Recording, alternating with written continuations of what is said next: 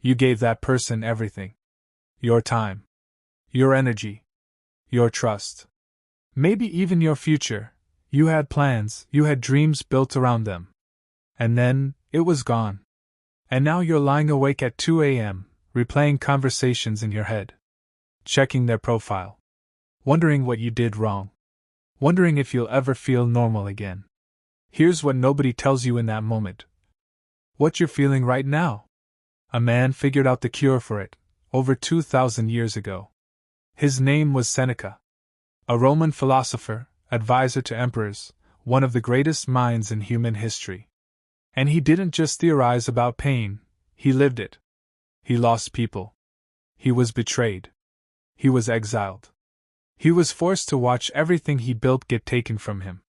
And out of that suffering, he left behind letters, raw, honest, deeply human letters, that still speak directly to your chest today. This is not a video about getting over it fast.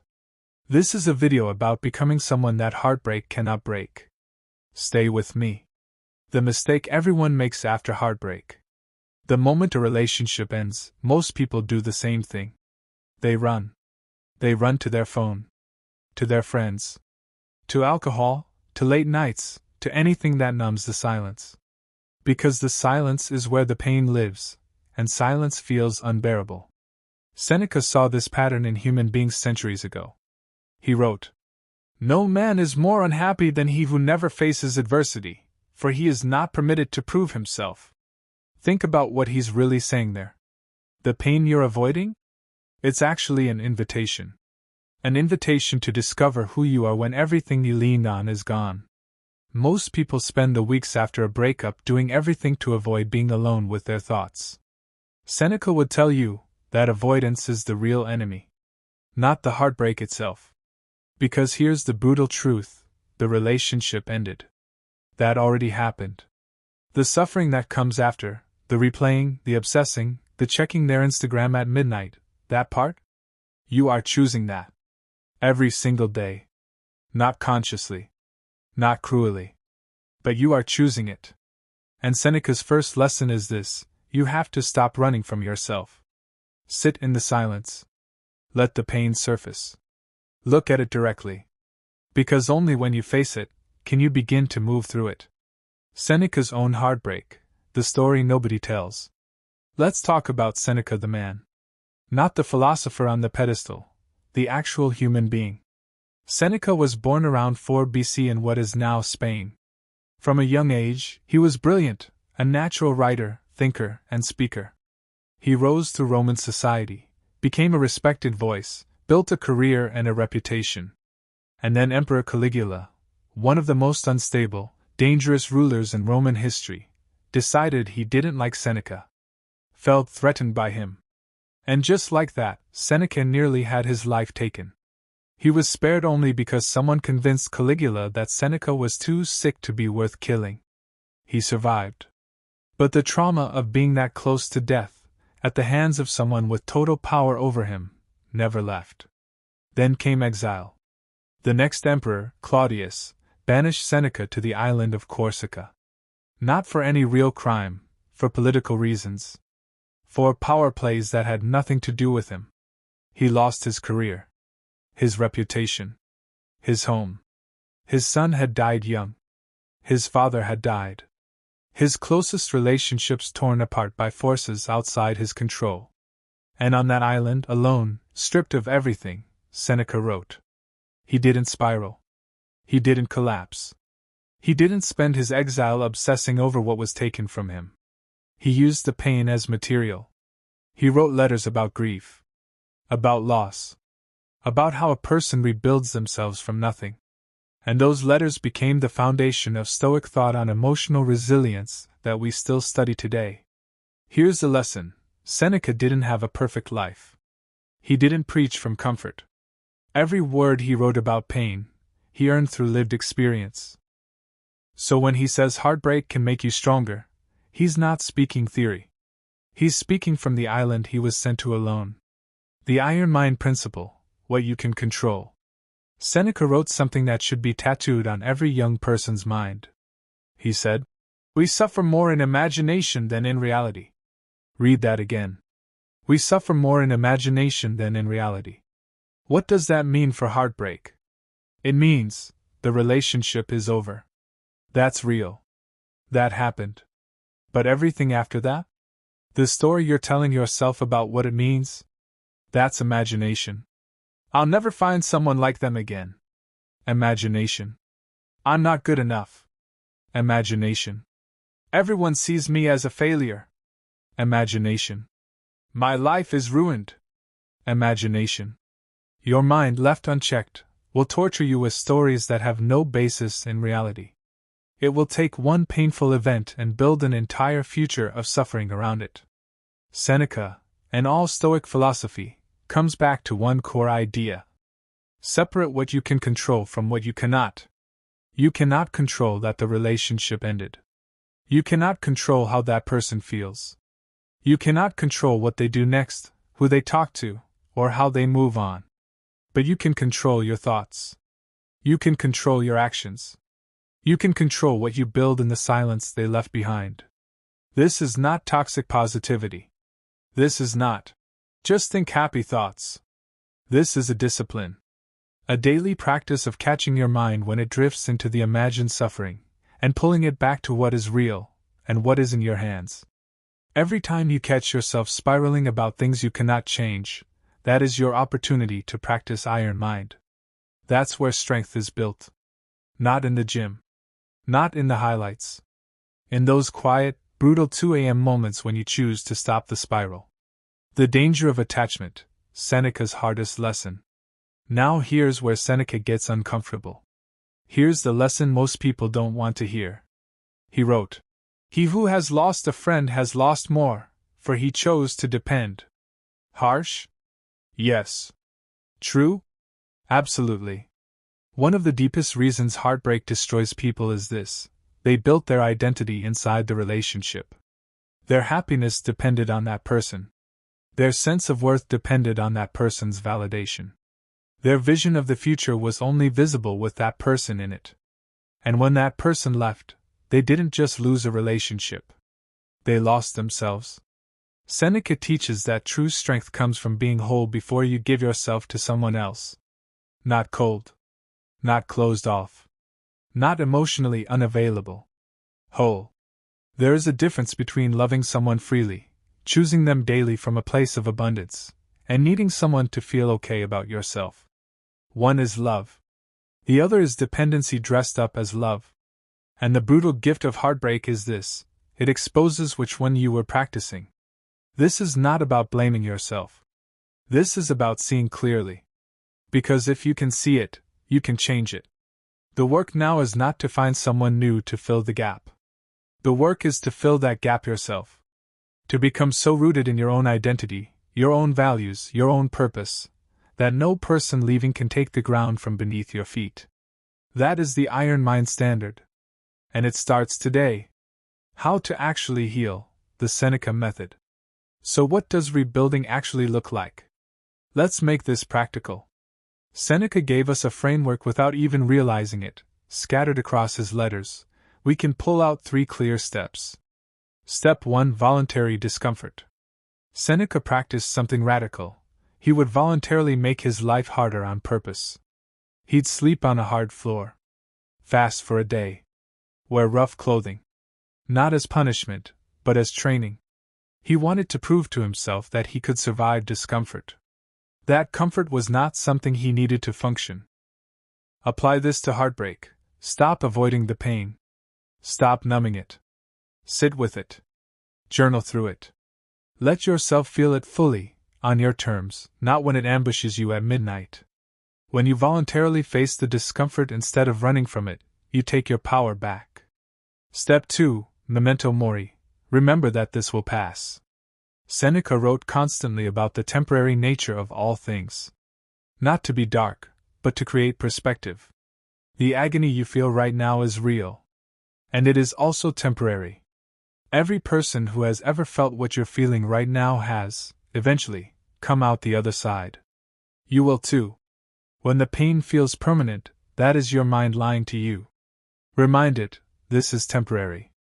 I am not. Step 3: build something. Seneca didn't waste his exile. He wrote. He created.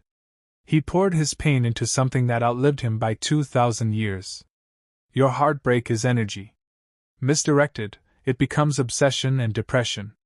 Directed, it becomes fuel. What have you been putting off? What did you neglect while you were in that relationship? A goal. A skill. A dream. A friendship. Your health. Go build it. Now. Not when you feel better, now. Because the building is what makes you feel better. The Iron Mind Challenge. Seneca once wrote something that I want to leave with you today. He said, "Difficulties strengthen the mind, as labor does the body." You are in the difficulty right now. You are in the labor. And every single day that you choose to face it, instead of running from it, you are becoming someone stronger than you were before that person walked into your life. Heartbreak is not the end of your story. It is the chapter where the real you begins to emerge. Marcus Aurelius faced the weight of an empire.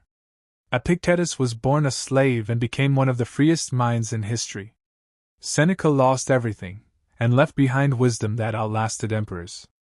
What will you do with your pain? Because Iron Mind is not about never hurting. It's about refusing to let the hurt define you. Forge it. Use it. Rise. If this video hit home, subscribe to Iron Mind, because next week, we're going inside one of the darkest moments in Marcus Aurelius's life, and the stoic principle that pulled him through. You don't want to miss it. Stay strong.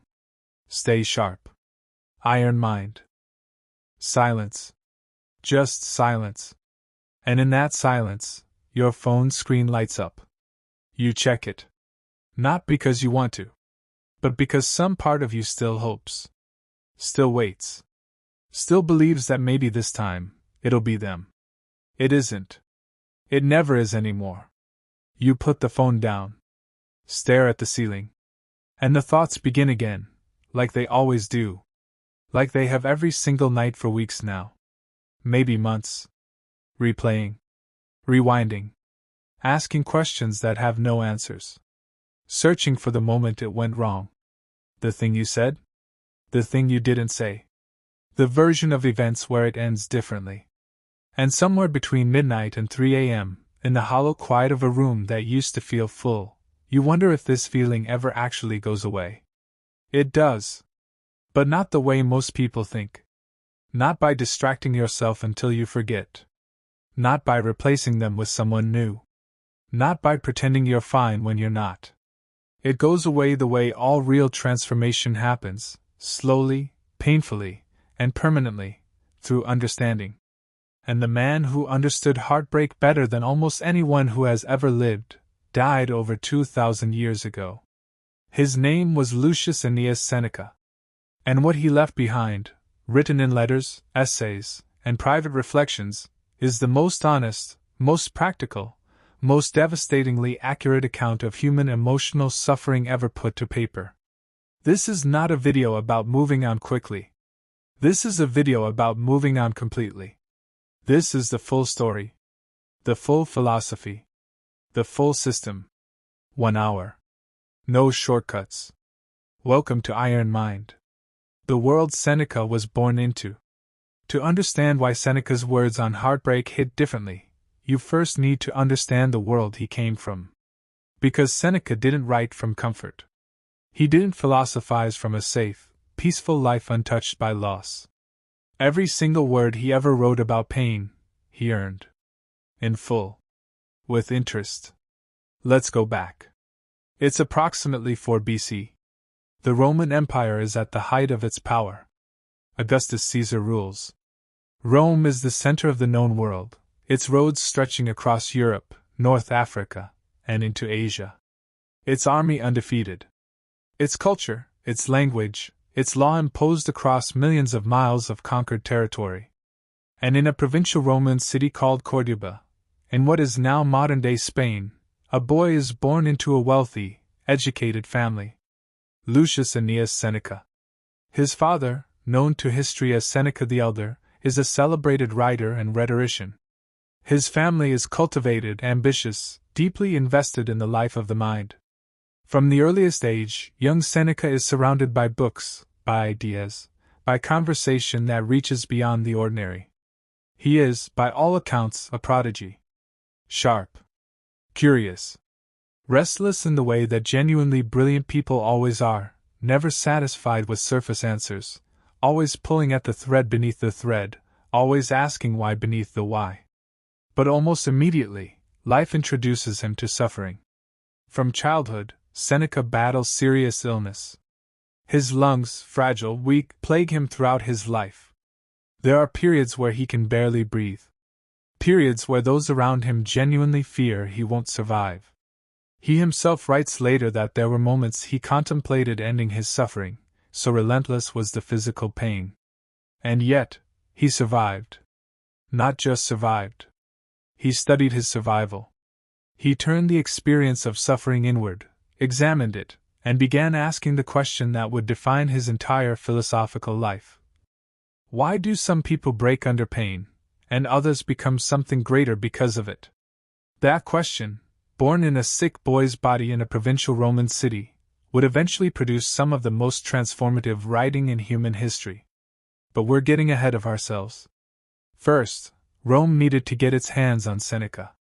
And Rome, as it always did, would take far more than it gave. Young Seneca arrives in Rome as a teenager, sent by his father to receive the finest education the empire can offer. And Rome in the early 1st century AD is extraordinary, a city of over 1 million people, a collision of cultures, languages, religions, philosophies. Seneca throws himself into it completely. He studies under the stoic philosopher Attalus, and something clicks. Something fundamental. The stoic framework, with its emphasis on reason over emotion, on what we can control versus what we cannot, on virtue as the only true good, resonates with everything Seneca has already experienced in his own suffering. He doesn't just learn Stoicism. He adopts it. He begins living it. Testing it against his own pain, his own fear, his own experience of loss. And the losses are coming. His beloved aunt, who had brought him to Rome, who had been one of the great stabilizing forces of his early life, dies. And Seneca, young and still developing his philosophical armor, feels it devastatingly. He writes about grief for the first time. Clumsily. Honestly. Like someone who knows the theory, but is still learning to live it. This is important to understand about Seneca, and it's one of the things that makes him so different from other ancient philosophers. He never claimed to be perfect. He never presented himself as someone who had risen above human emotion. He wrote, repeatedly, almost obsessively, about his own failures to live up to his own philosophy. His own moments of fear, of grief, of anger, of weakness. He was not a statue. He was a man. And that humanity, that radical honesty about the gap between what we know and how we actually feel, is exactly why his words still land 2,000 years later. Because you've been there too. You've known, intellectually, that you should let go. That holding on is hurting you. That obsessing over someone who has already left is doing nothing except keeping you stuck. You've known it. And knowing it hasn't been enough. Seneca knew that feeling from the inside. And he spent his entire life building the bridge between knowing and doing. The first great loss, learning to feel pain without drowning in it. Before we go deeper into Seneca's philosophy on heartbreak specifically, we need to talk about something that most people get completely wrong about Stoicism. Because there is a myth, a widespread, deeply damaging myth, that Stoicism is about not feeling things. That to be Stoic is to be cold, detached, emotionally unavailable. A robot wearing a toga. This is wrong. Completely, fundamentally wrong. And nobody demolishes this myth more completely than Seneca himself. When his close friend Flaccus died, a man he had known for years, a man whose company he genuinely loved, Seneca did not pretend to feel nothing. He did not perform indifference. He grieved. He wrote about it openly. He admitted the weight of it. The specific, irreplaceable quality of losing that person, not just a person, but him. The particular laugh. The specific conversations that could only happen with him. The unique dynamic of that friendship that could never be replicated. Seneca allowed himself to feel all of it. But, and this is the crucial distinction, he refused to let the grief become his identity. He wrote to his friend Lucilius in one of his famous letters, "Let our tears flow, but let them also cease. Let sighs be drawn from the depths of our hearts, but let them also find an end. Feel it. Fully. Completely. Without shame. And then, find the end. Not immediately. Not on a schedule. Not because feeling it makes you weak. But because staying permanently submerged in grief is not honoring the loss, it's avoiding life." And Seneca believed, above all else, that life, these specific days you have been given, was too precious to spend in voluntary darkness. Now apply this directly to heartbreak. The person you lost, that relationship that ended, your grief over it is real. It is valid. It deserves to be felt, not suppressed. But here is what Seneca would ask you, gently but directly. Are you feeling the grief? Or are you living in it? Because there is a difference. A critical difference. Feeling grief is moving through something. It has motion. It changes shape. It ebbs and flows. It hurts differently on different days. It surprises you sometimes, catching you off guard in a song, a smell, a corner of a city you used to walk together. And then it passes. And then it comes back. And then it passes again. And gradually, over time, the intervals between get longer. The intensity softens. Not because you loved less, but because you are processing. Living in grief is something else entirely. It is static. It is the same pain, on repeat, day after day, because something in you has decided that feeling better would be a betrayal. That moving on means forgetting. That if you stop hurting, it means it didn't matter.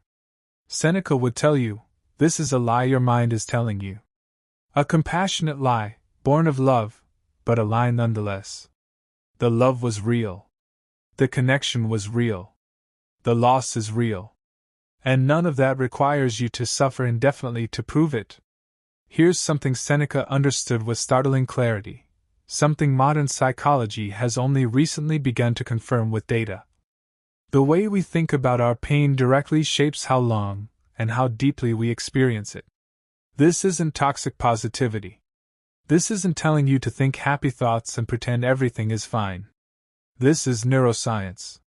This is the documented reality of how the human brain processes emotional pain. When we catastrophize, when we tell ourselves that things will never get better, that we will never feel normal again, that this loss has permanently broken something in us, our brains begin to encode that story as reality. The neural pathways associated with grief and loss get reinforced, deepened, made more automatic. We literally train ourselves to suffer more. Seneca didn't have the language of neuroscience. But he had 2,000 years less data and the same conclusion. He wrote, "It is not the things themselves that disturb men, but their judgments about these things. Your ex leaving, that's the thing itself. I will never be happy again. I am fundamentally unlovable. My life is ruined. Those are the judgments. The stories. The meaning your mind is adding to the raw fact of the loss. And those stories, those judgments, are where the real suffering lives. Not in the loss itself. In the story you build around the loss." This is Seneca's first great gift to anyone navigating heartbreak, the radical, liberating realization that your suffering is not entirely outside your control. You did not choose for this relationship to end. You did not choose the pain. But you are, every single day, in ways both conscious and unconscious, choosing the story you tell about it. And when you change the story, not dishonestly, not pretending the pain isn't there, but accurately, seeing the loss for exactly what it is rather than the catastrophe your mind has inflated it into, the suffering begins to change. Not immediately. Not completely. But it begins. Let's go back to Rome. Because Seneca's own story is about to take a turn that will test every single thing he believes. By his 30s, Seneca has built a remarkable life. His reputation as a writer and orator is growing. He has connections in the highest levels of Roman society. He is building towards something, a legacy, a career, a life of meaning. And then Caligula becomes emperor. If you know Roman history, you know what's coming. If you don't, understand this: Caligula was, by any measure, one of the most unstable, dangerous, and cruel rulers in the history of the empire. Paranoid, sadistic, capable of ordering executions on nothing more than a whim or a perceived slight. And Seneca, brilliant, articulate, increasingly admired, catches his attention. Not favorably. Caligula, threatened by Seneca's talent and reputation, decides he wants him dead. The specific charge is almost irrelevant. It doesn't need to be real, it just needs to be said. And just like that, Seneca, a man who has spent his life building something, finds himself one imperial mood swing away from execution. He is spared only because someone convinces Caligula that Seneca is already dying from his lung condition. That he'll be dead soon enough on his own. That it's not worth the effort. Seneca lives. But the experience of that close proximity to death, of having his entire life held in the hands of someone completely irrational, someone whose cruelty had no logic, no justice, no pattern, marks him permanently. He begins writing differently after this. More urgently. More personally. More honestly. As if he has realized, because he has, that time is not guaranteed. That the life you are living today is the life you actually have. That waiting for the perfect moment, the perfect circumstances, the perfect version of yourself to arrive before you really start living, that wait might kill you before the moment ever comes. Sound familiar? How many of us are doing that right now, waiting to start living until the heartbreak is over? Until we feel better? Until we've figured out how to stop missing them? Seneca, having stared at death, would grab you by the shoulders and say, "Start now. Start today. The life you're waiting to live is the only one you have." Exile, when everything is taken. Caligula is assassinated. Rome breathes. A new emperor, Claudius, takes power. And for a brief moment, things stabilize. Seneca, alive, still building his reputation, begins to hope that perhaps the worst is behind him. It isn't. In 41 AD, Seneca is accused, likely falsely, certainly politically motivated, of an affair with the emperor's niece, Julia Livilla. The charge is almost certainly fabricated, a tool in the complex and vicious power games of the imperial court. The sentence, exile. He is shipped to the island of Corsica. Alone. Stripped of his career, his reputation, his social world, his home. Everything he has spent decades building, gone. Because of a lie. Because of politics. Because of forces that had absolutely nothing to do with him, or anything he actually did. He will spend 8 years there. 8 years. Think about what 8 years means. Think about everything that changes in 8 years of your life. Think about who you become, what you lose, what you're separated from. Now imagine spending 8 years on an island, not as a vacation, as a punishment. Cut off. Isolated. With nothing but your own mind for company. Most people would break. Seneca wrote. And what he wrote during those years of exile, the letters, the essays, the philosophical reflections, contain some of the most important insights about loss, suffering, and human resilience that have ever been recorded. Because exile, for Seneca, was not just geographic. It was a complete severance from everything that had defined him. His identity, as a Roman, as a respected writer, as a member of society, stripped away. His relationships, many of them severed by the political reality of being associated with a disgraced man. His future, which had seemed so clear, so promising, suddenly formless, uncertain, frightening. Sound like anything you've experienced recently? The end of a relationship is its own kind of exile. You are exiled from a shared future you had already begun to imagine. Exiled from routines that had become part of who you are. Exiled from a version of yourself, the person you were in that relationship, that no longer has anywhere to exist. Exiled from a social world that may have been built, at least partly, around the two of you together. And just like Seneca on Corsica, you didn't choose this. It was done to you. By forces, a person's feelings, a relationship's trajectory, timing, circumstances, that were largely outside your control. And just like Seneca, you have a choice. You can spend your exile waiting to be let back in, focused entirely on what was taken, measuring every day by the absence of what you've lost. Or you can do what Seneca did. You can write. Not literally, though journaling, as we'll discuss, is one of the most powerful tools available to you. But metaphorically, you can create. You can build. You can use the forced solitude, the stripped-back simplicity of your current life, as the rare and precious opportunity it actually is, to figure out who you are without them. Seneca writes something from Corsica that stopped me cold when I first read it. Something so precise about the nature of loss and identity that it feels like it was written yesterday, for you, specifically. He writes, Omnia aliena sunt, tempus tantum nostrum est. Everything is alien to us. Time alone is ours. Let that land for a moment. Everything is alien to us. The relationship, alien. The future you plan together, alien. Their feelings, their choices, their reasons, alien.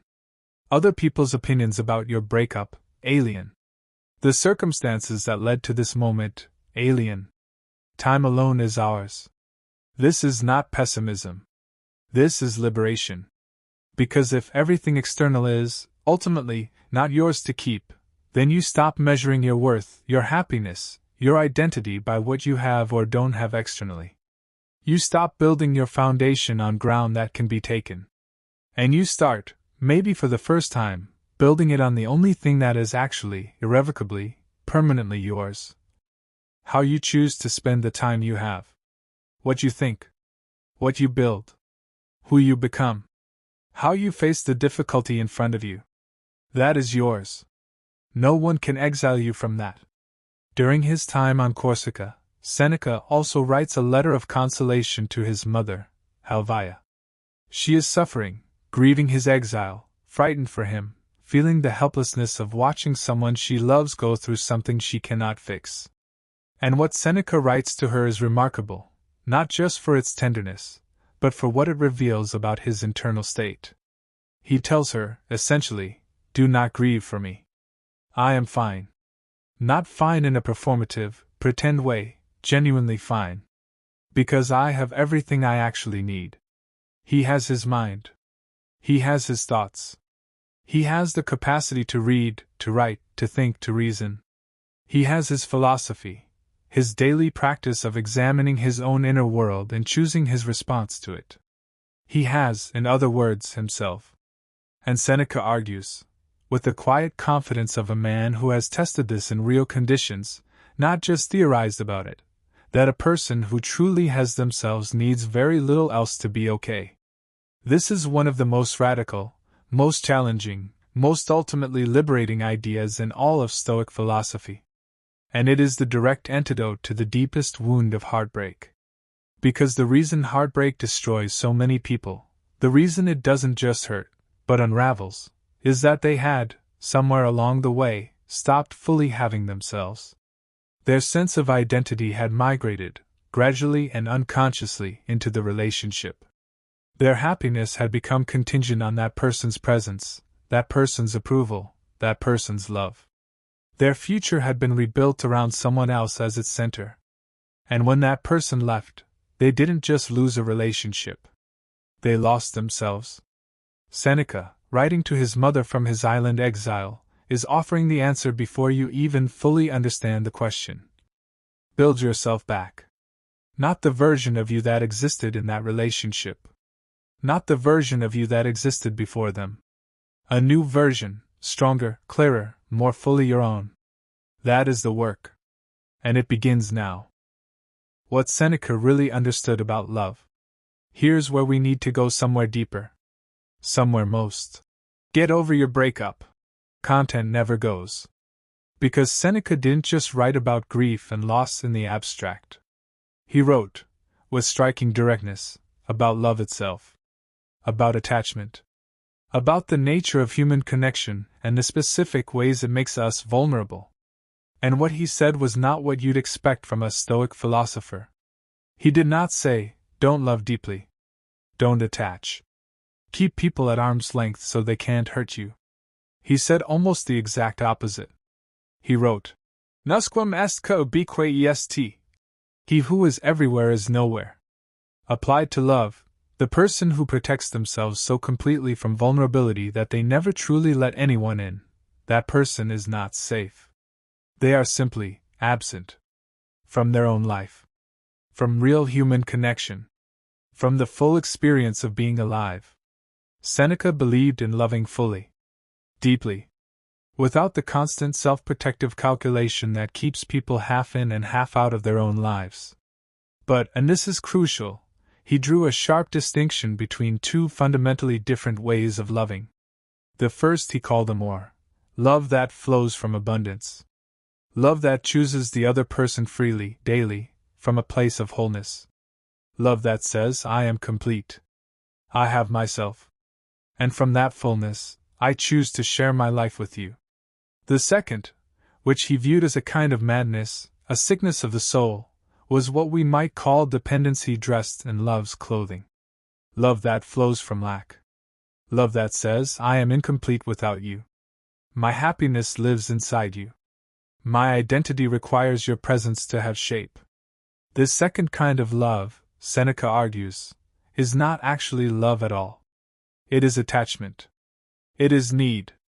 It is the outsourcing of your own inner life to another person. And here is the brutal, uncomfortable truth he forces us to face. When this kind of love ends, the grief that follows is not only grief for the other person. It is grief for yourself.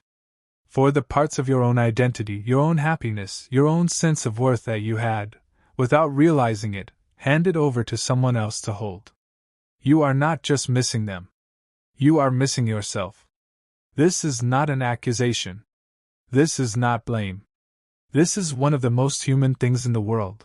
To love someone so much that you begin to build your life around them. To let their happiness become your happiness. To let their presence become your peace.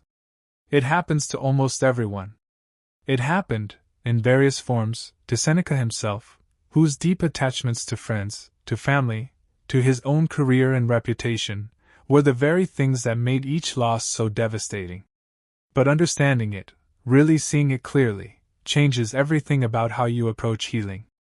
Because if what you've lost is not just a person, but a piece of yourself that you'd given away, then healing is not just about getting over them.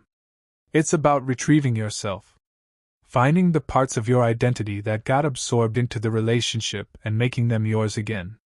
Rebuilding the inner resources, the self-sufficiency, the self-knowledge, the independent sources of meaning and joy that the relationship had perhaps replaced.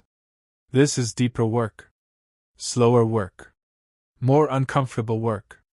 But it is the only work that actually produces what everyone who has ever been through heartbreak is ultimately searching for. Not just to stop hurting, but to become someone who cannot be undone by this kind of loss again. Not because they love less, but because they are more fully, more securely, more completely themselves. Seneca wrote one of his most famous lines in a letter to Lucilius, a young man he was mentoring, a man dealing with his own struggles with loss, attachment, and the fear of being alone. He wrote, Recede in te ipsi. Retire into yourself. Not as withdrawal from life. Not as isolation. But as a deliberate, conscious return to your own center. A reclaiming of your inner world after it has been, for a time, colonized by someone else's presence. What does this actually look like in practice? It looks like sitting with yourself, truly, uncomfortably sitting with yourself, without immediately reaching for distraction. It looks like asking, who am I, separate from this relationship? Not who are you before it, you are not going backward. But who are you now? What do you actually believe? What do you actually want? What matters to you, not because they valued it, but because you do? It looks like slowly, deliberately, reclaiming the hours of your day. The decisions about how you spend your time. The texture of your daily life. Making it yours again, shaped by your own values, your own rhythms, your own sense of what a meaningful day looks like. This is what Seneca did on Corsica. Stripped of everything external, he went inward. Deeply, rigorously, honestly inward. And what he found there, what he built there, became the foundation for the rest of his life. A foundation so solid that when he eventually returned to Rome, when he rose to become advisor to an emperor, when power and wealth and influence came flooding back, none of it could move him the way it once might have. Because he had already been to the bottom. He had already survived the exile. He had already proven to himself, not theoretically, but in lived, tested, real-world conditions, that he was enough on his own. And once you know that, once you have genuinely, experientially discovered that you are enough on your own, you become, paradoxically, capable of loving more freely and more fully than you ever could before. Because now you're choosing from abundance, not grasping from need. The letter Seneca's Manual for Surviving Loss. After his exile ends, recalled to Rome by Nero's mother Agrippina to serve as tutor and advisor to the young future emperor, Seneca enters the most complex, most productive, and ultimately most dangerous period of his life. He is at the center of power, advising the most powerful person in the world, writing prolifically, teaching, building. And in his 50s and 60s, the final decades of his life, he begins writing the letters to Lucilius that will become his most enduring legacy. These letters are unlike almost anything else in ancient literature. They are not formal philosophical treatises. They are not distant, academic arguments. They are intimate, personal, sometimes raw conversations between a man who has lived through extraordinary amounts of loss and pain, and a younger man trying to figure out how to live well. They are, in other words, exactly what this video is. And scattered throughout them, in between discussions of death, time, friendship, fear, and the nature of the good life, are some of the most precise, most psychologically accurate, most practically useful things ever written about heartbreak and emotional loss. Let's go through the most important ones. Not as abstract quotes, but as tools. As specific, applicable principles you can start using today. Letter Principle 1, on the passage of time, but not in the way you think. Everyone tells people going through heartbreak, time heals all wounds. And they mean well. But for anyone actually in the middle of it, those words are almost useless. Because time, when you're suffering, doesn't feel like it's healing anything. It just feels like more time spent in pain. Seneca had a more precise and ultimately more useful understanding of time's role in healing. He wrote, Omnia Lucilii aliena sunt, tempus tantum nostrum est. Time is ours. But only if we use it. His point, and this is critical, is that time does not heal passively. Time creates space. What you do in that space is everything. The person who spends 6 months after a breakup doing exactly what they were doing in the first week, obsessing, stalking their ex's social media, refusing to engage with new experiences, avoiding the discomfort of growth, does not heal in 6 months. They simply experience 6 months of the same pain on repeat. Time creates the opportunity. Intentional action is what actually heals. So instead of waiting for time to fix this, Seneca would ask, what are you building in the time you have? What are you learning? What are you creating? What old part of yourself are you reclaiming? What new part of yourself is beginning to emerge from this experience? Because here is what Seneca knew from his own life, something you will know too, when enough time has passed and you can look back clearly. The person you become through this experience, if you engage with it honestly, if you let it teach you rather than just trying to survive it, that person is someone you could not have become any other way. The exile produces the philosopher. The heartbreak produces the person who is finally, truly, fully themselves. Letter Principle 2, on imagined suffering. One of Seneca's most quoted lines, and one that becomes more powerful the longer you sit with it, is this: "We suffer more in imagination than in reality." For anyone going through heartbreak, this needs to be unpacked carefully. Because on the surface it might sound dismissive, like he's saying your pain isn't real. He's saying the exact opposite. Your pain is real. The loss is real. What Seneca is pointing to is the additional suffering, the suffering beyond the actual loss, that the imagination generates. Here's what this looks like in practice. The actual loss, they are gone. That relationship is over. That hurts. Deeply. Legitimately. The imagined suffering, they are definitely happier without you. They never really loved you. You will never find someone who loves you the way they did. You will be alone forever. Everyone who knows you both will take their side. Your best years are behind you. You are fundamentally, irreparably broken. The actual loss, Seneca acknowledges, deserves to be grieved. The imagined suffering? That is your mind, left unsupervised, running catastrophic simulations of a future that does not exist and may never exist. And every hour you spend in those simulations is an hour of real suffering generated by nothing more than your own unmanaged thoughts. This is not weakness. This is biology. The human brain is wired to simulate future scenarios. It is a survival mechanism that served our ancestors well. But in the context of heartbreak, it goes into overdrive. It generates worst-case future scenarios on loop, and because they feel real, because the emotions they produce are real, we experience them as real. Seneca's prescription: catch the imagination.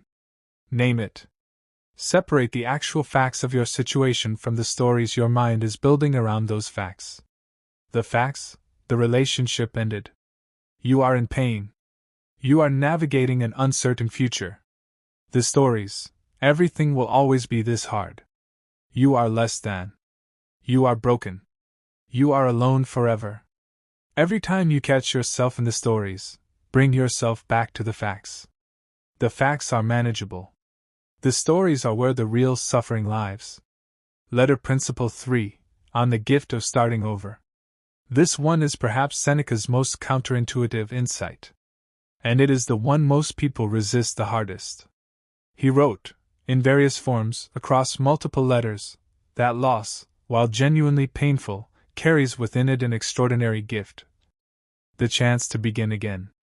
More wisely. More deliberately. More fully yourself. He himself experienced this after exile.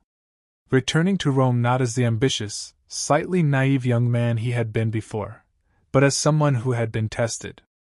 Stripped. Rebuilt.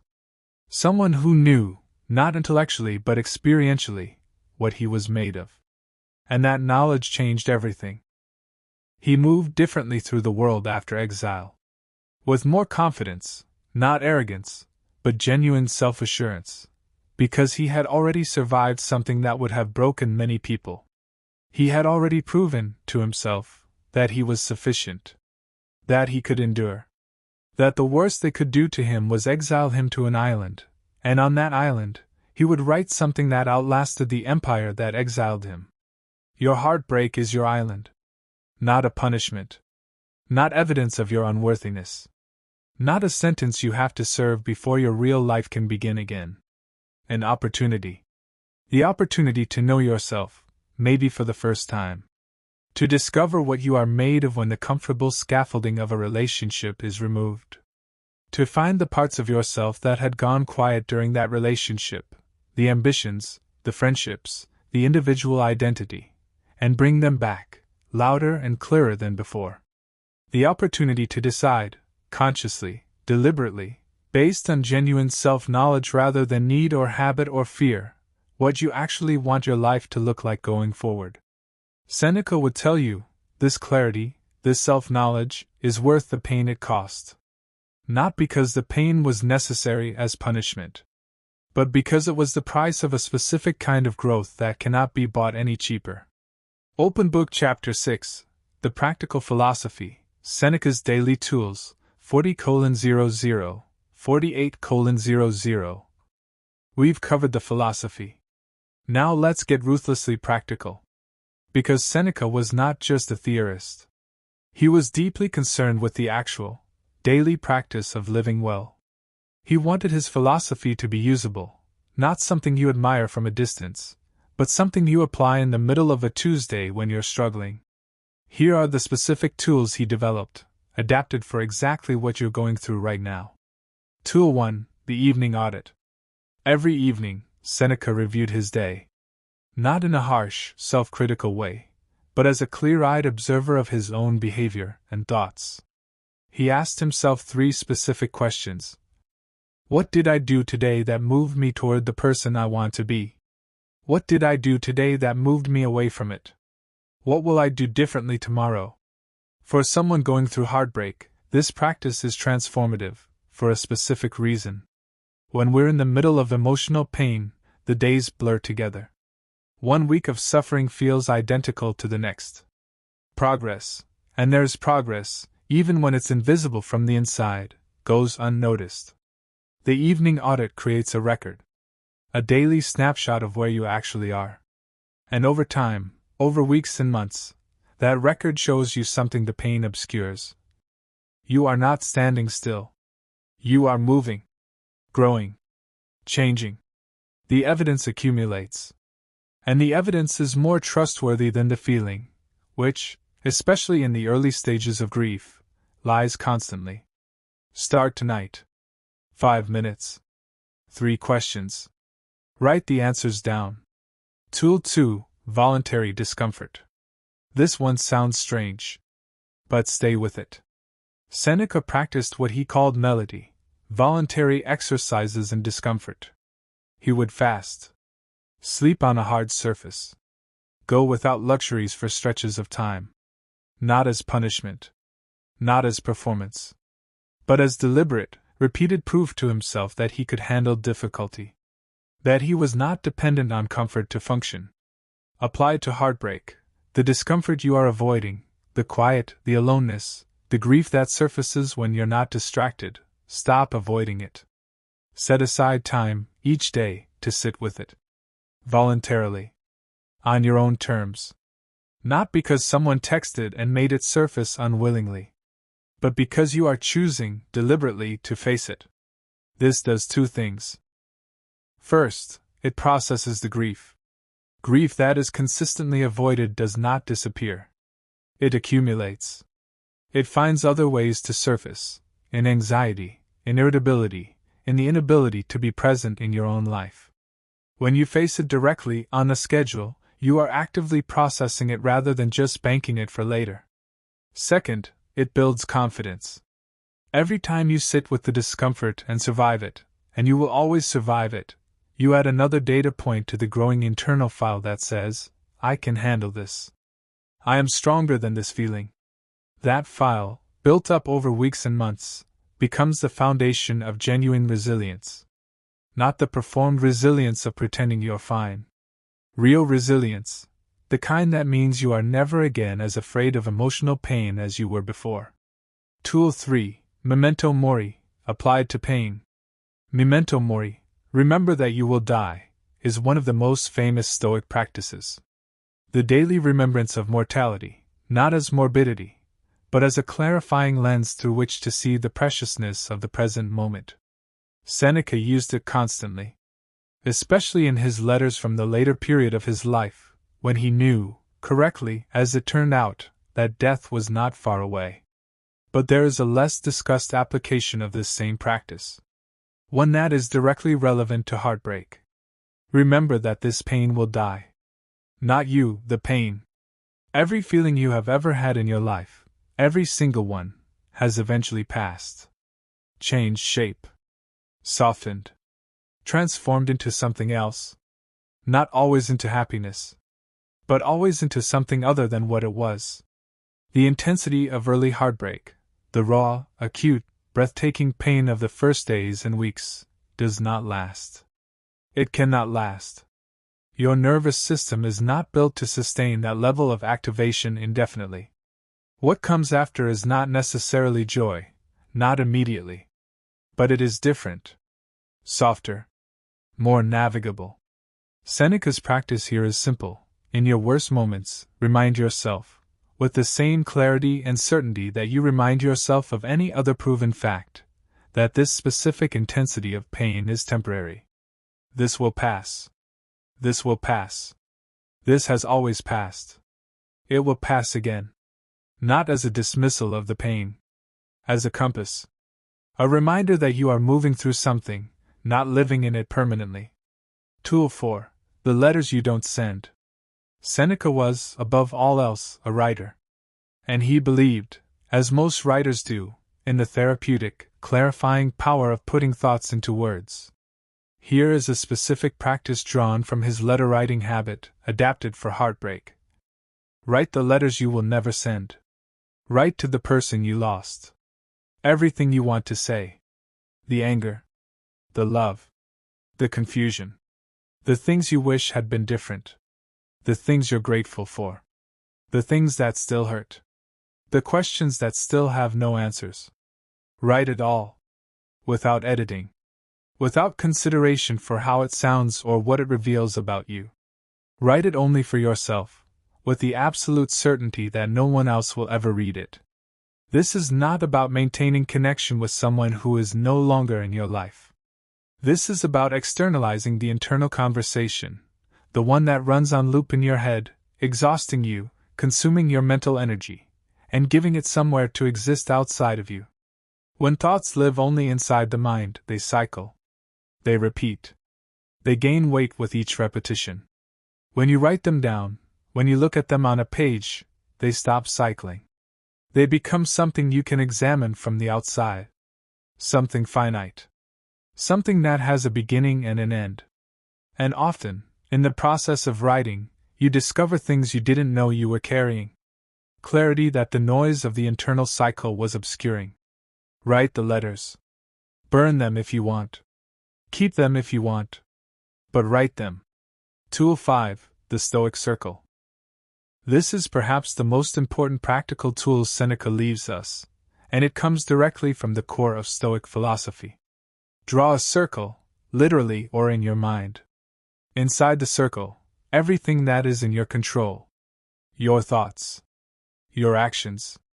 Your responses. Your choices about how to spend your time and energy. Your values. Your character.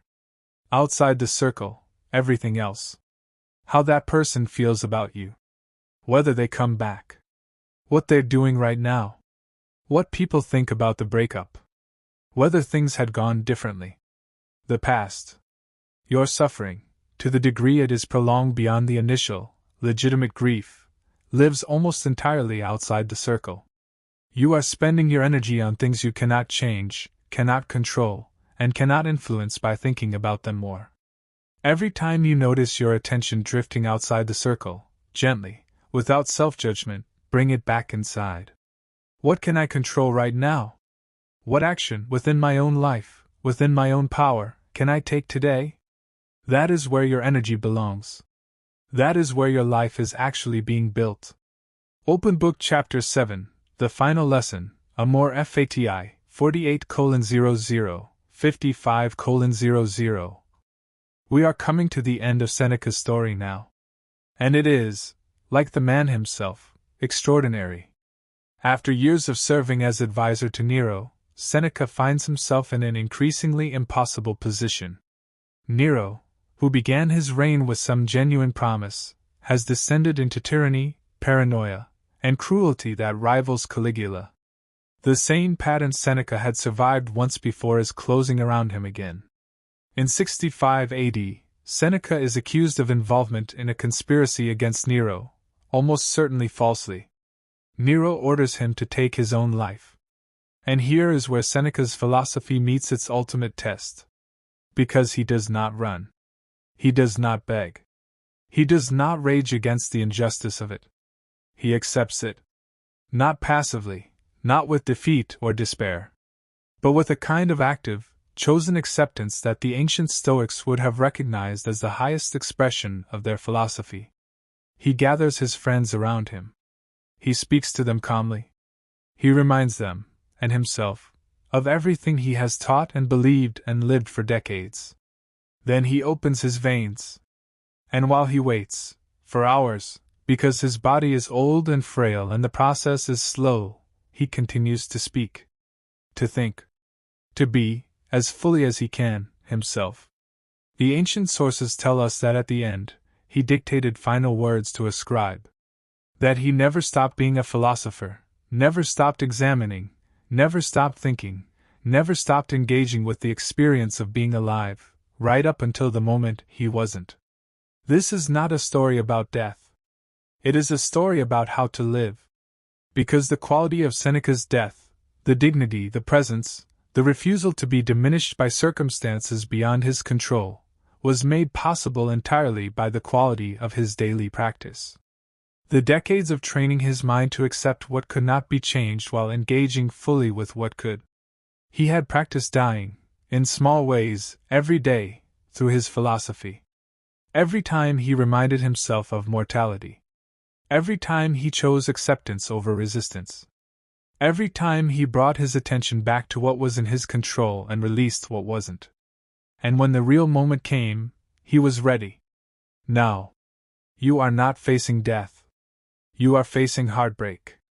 But the philosophy is the same. The practice is the same. And the transformation available to you, if you engage with this seriously, if you let it actually change how you think and live, is the same.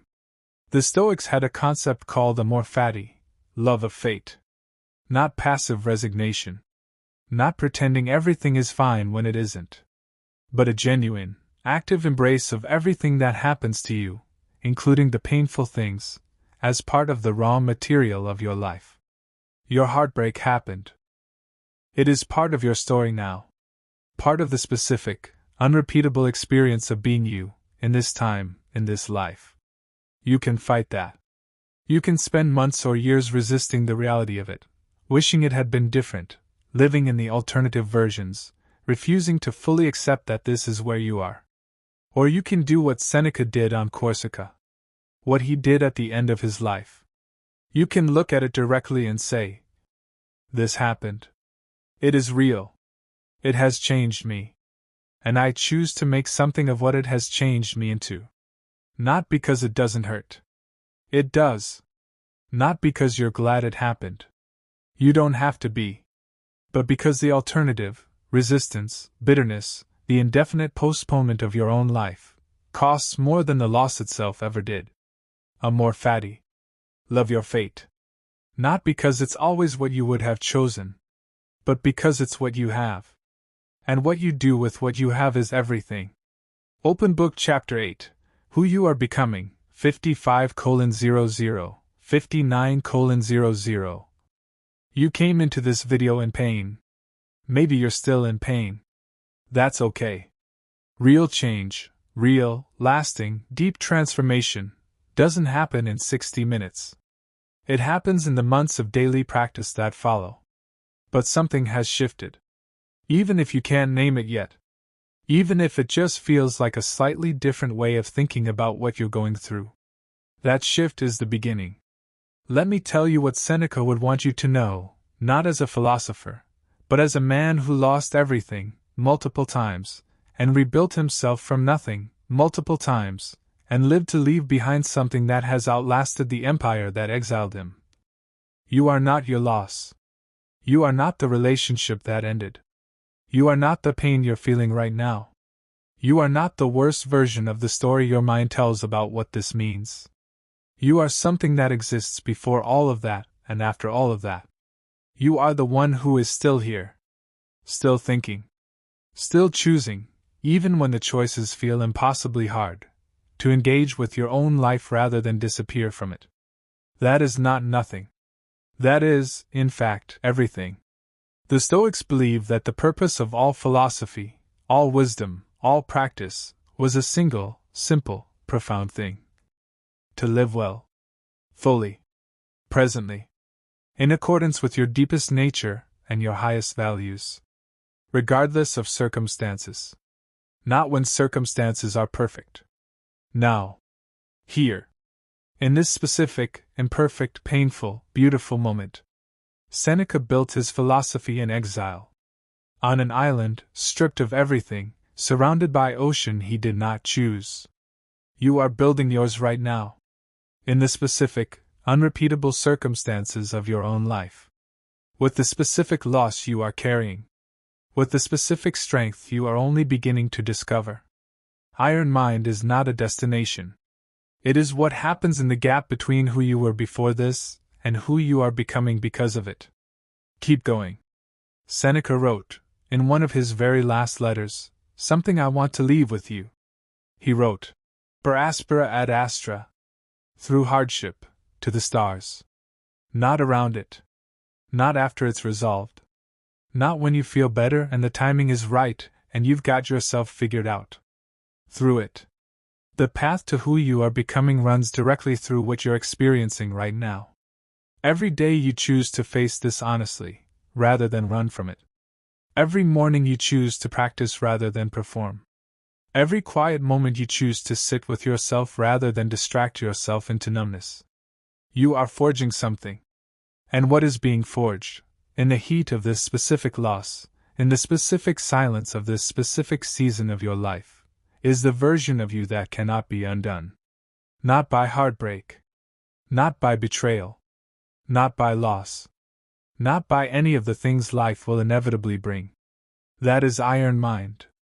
That is what Seneca left us. And now, it's yours. Subscribe. Come back next week. We go deeper. Stay strong. Stay sharp. Iron Mind.